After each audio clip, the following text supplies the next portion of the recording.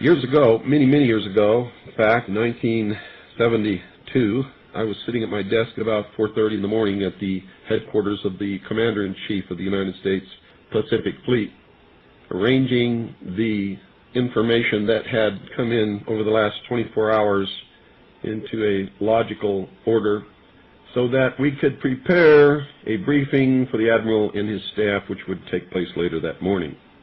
Among the papers I found on my desk was a document entitled Operation Majority, and it was not the entire paperwork involving this operation, but was merely a synopsis of the operation and projects contained under it. One of these projects was called Project Red Light. The purpose, according to this document, was to back engineer captured extraterrestrial technology for adaptation into the United States space program. Now, I have since come to believe that the extraterrestrial portion of all of this is nonsense, but that the technology is real. I believe that many of us were shown these documents over the years so that later we would talk about it. I mean, how can you keep the existence of extraterrestrials, if they were real, a secret? And how could anyone keep quiet knowing that they had seen documentation, official government documents labeled top secret, that expressed that these extraterrestrials were real and had visited this earth? I wanted to know just how true all of this was, and I began a program of research to find out if extraterrestrials were real. The first thing I did was collect every bit of documentation that I could find, both from the Freedom of Information Act, from the research of others, from books that had been printed on the subject of UFOs, and of course through my network of friends in the intelligence community. What I discovered was amazing.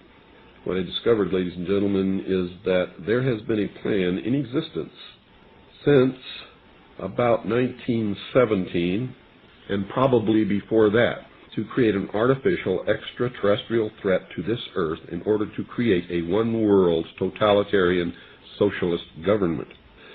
One of the first documents that I found in my search was this one, the Imperial Japanese Mission 1917, a record of the reception throughout the United States of the special mission headed by Viscount Ishii.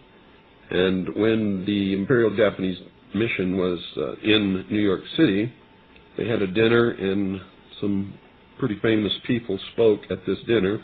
One of them was John Dewey. John Dewey is the father of our failing, disastrous public education system. Here's what he said. Listen very carefully. John Dewey, professor of philosophy in Columbia University, who was the next speaker, was listened to with great intentness. He said, quote, "Someone remarked that the best way to unite all the nations on this globe would be an attack from some other planet. In the face of such an alien enemy, people would respond with a sense of their unity of interest and purpose." Unquote. Now, bear in mind, folks, that's 1917.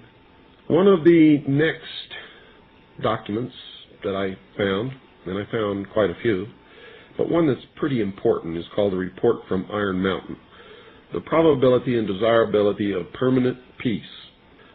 Now, I encourage you to find this book, wherever you can find it. I don't know where you can get it, but find it. Page 66. Credibility, in fact, lies at the heart of the problem of developing a political substitute for war. This is where the space race proposals, in many ways so well suited as economic substitutes for war, fall short. The most ambitious and unrealistic space project cannot of itself generate a believable external menace. It has been hotly argued that such a menace would offer the last best hope of peace, etc., by uniting mankind against the danger of destruction by creatures from other planets or from outer space. Experiments have been proposed to test the credibility of an out-of-our-world invasion threat. And it continues on another page. Nevertheless, an effective political substitute for war would require alternate enemies, some of which might seem equally far-fetched in the context of the current war system.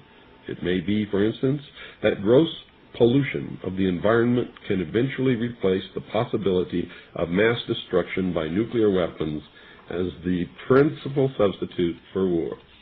Are you beginning to get the message, folks? Poisoning of the air and of the principal sources of food and water supply is already well advanced, and at first glance would seem promising in this respect. It constitutes a threat that can be dealt with only through social organization and political power. But from present indications, it will be a generation to a generation and a half before environmental pollution, however severe, will be sufficiently menacing on a global scale to offer a possible basis for a solution. However unlikely some of the possible alternate enemies we have mentioned may seem, we must emphasize that one must be found of credible quality and magnitude if a transition to peace is ever to come about without social disintegration. It is more probable, in our judgment, that such a threat will have to be invented rather than developed from unknown conditions. Ladies and gentlemen, they have created so many alternate enemies in order to bring about their one-world totalitarian socialist state that we don't know which enemy to believe is real or is false, or whether to just toss them all out on their ears. And I think that that is probably going to be the best solution. Disarmament is no accident. All of these bills in Congress to take away our weapons is no accident.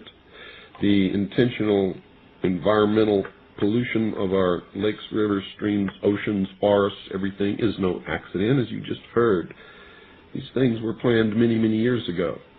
All the bombardment of the public with movies about flying saucers in the 50s, right after the United Nations Treaty was signed and the UN Participation Act was pushed through Congress, and all of the incidents since that have convinced the majority of the American people that flying saucers are real and extraterrestrials exist, and that flying saucers are from an extraterrestrial origin.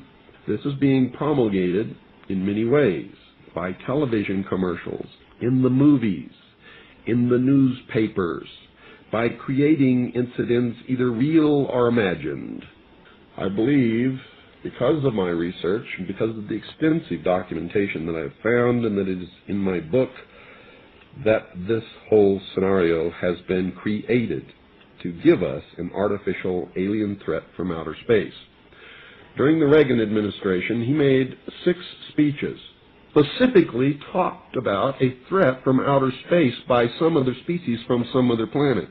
6, ladies and gentlemen. Why would the president repeat the same thing 6 times, tagged on to the ends of speeches by him? The speechwriters did not put that in the speech. Ronald Reagan added it himself. Perhaps we need some outside universal threat. I occasionally think how quickly our differences worldwide would vanish if we were facing an alien threat from outside this world. This was a powerful suggestion to implant into the minds of the people of the world that there really is a threat from some other species, from some other planet to this earth. Now, you people out there have been ignoring the UFO phenomenon for too long. It has all the earmarks of the most successful, most sophisticated mind control operation in the history of the world, and you are ignoring it. What better way to implement a plan to bring about a one-world government than to create the possibility in the minds of the people of the world that we are being threatened from some other species, from some other planet, and do it in a way that if anybody questions it or challenged it or wants to talk about it publicly, that they are ridiculed. And the ultimate goal is to make the earth look very small, to present the people of the world with an external threat to this earth, a superior race from some other planet, vastly superior to us in intellect, philosophy, and technology, in order to cause the dissolution of nation-states, the dissolution of all existing religions, and the formation of the world totalitarian socialist government